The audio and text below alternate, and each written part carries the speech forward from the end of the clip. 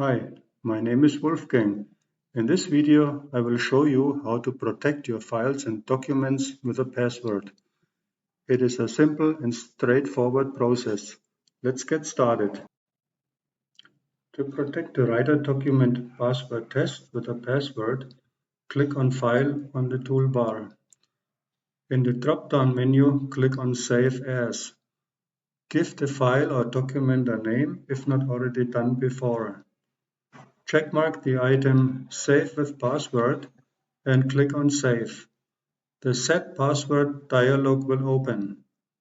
Enter your password and confirm it. Pay careful attention to the note. Should you lose the password, there will be no way to recover the document.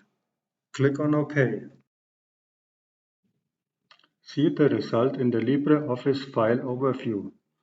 To open the file again, double-click the file icon and enter your password in the upcoming password window. Important: the same procedure works for all LibreOffice modules.